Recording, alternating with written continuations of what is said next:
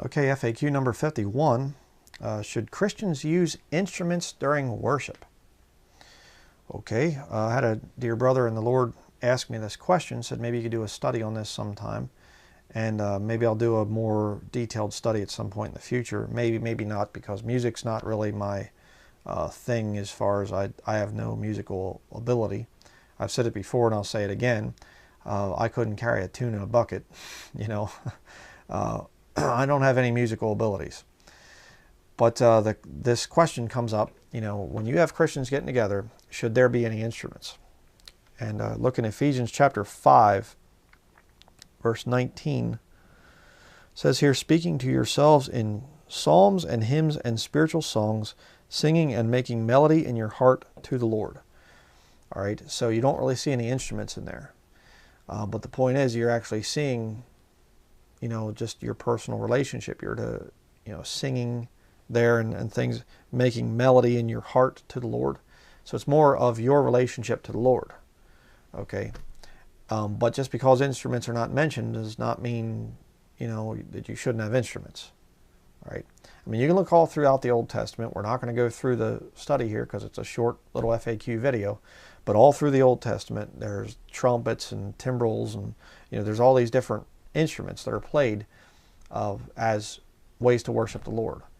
And I do believe that stringed instruments and wind type of instruments are the appropriate methods of playing as unto the Lord. And of course that sounds, you know, kind of, oh, that's not many. Well, think about that. Pianos are stringed instruments. They have the chords in there, and the little keys hit the, you know, when you hit the piano keys, you know, it's going in there to the little hammer things, and you're hitting those wires. So that's a stringed instrument. Violins are stringed instruments. Cellos, fiddles, whatever, you know. I like bluegrass music, so fiddle. But, you know, all those are stringed instruments. Guitars are stringed instruments. I don't agree when you electrify the guitar, because then you're adding something else to it. Banjos, I mean, there's a lot of good stringed instruments out there that you can play reverently as unto the Lord. Wind instruments, of course, trumpets, flutes, fifes, trombones, you know, tubas, whatever. French horn, you know, all those things. They can be used to bring glory and honor to the Lord. Very beautiful music out there that's instrumental. What about drums? You know, well, you're starting to get into some fleshly things there. I mean, any kind of fleshly music will have an overemphasis on beat, on the rhythm end of it. Again, you can listen to my study on the music thing there. Can't think of what it's called right now, but I have a study on music. The Devil and Music, I think it's called, or something like that. So, you know, you do have the thing there of using instruments for worship.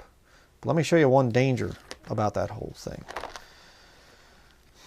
Back in your Old Testament, to Ezekiel chapter 28. Got to see which verse it's in here.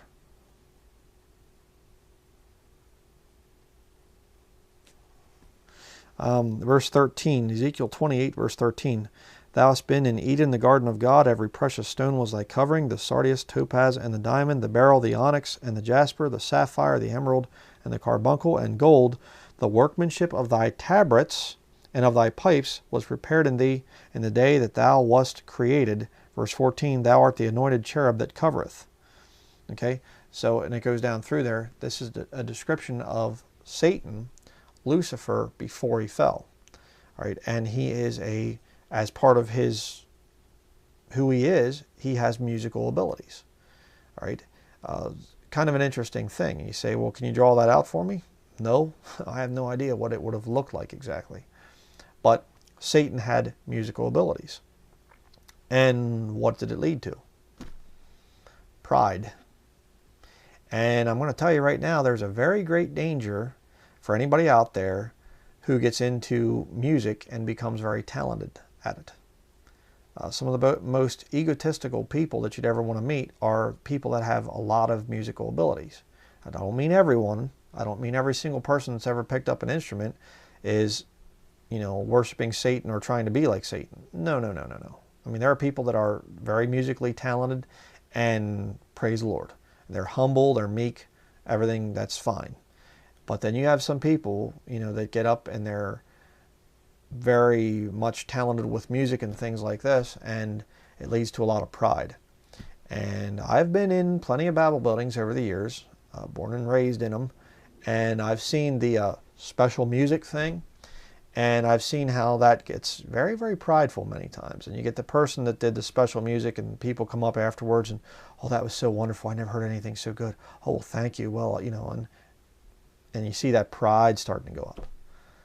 And I've known, I know of modern professing Christians that actually are paid to go around and put on their little musical performances. So, should Christians use music in their worship of the Lord? That's debatable.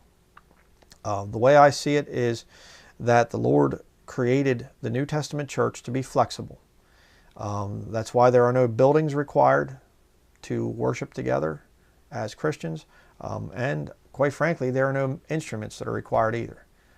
I mean, you had Christians meeting in caves, meeting out in the forests, and I don't really see too many of them pushing around a grand piano, so that you can play it for the hymns that morning.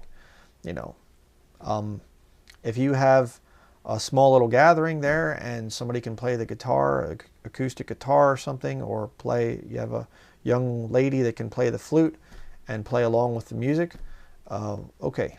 But I would really avoid the special music kind of a thing.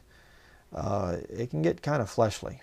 Even when the people that are performing it mean absolutely well and really their heart's in it for the right reasons, that they're trying to bring glory and honor to the Lord.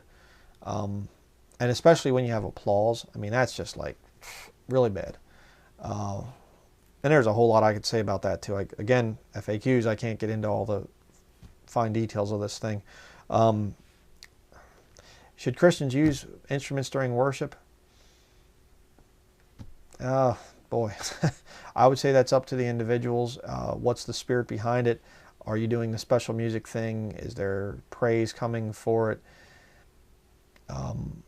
As more and more Christians get away from the whole Bible building movement and more Christians are worshiping at home, I think singing together a cappella is going to be a practice that's going to increase.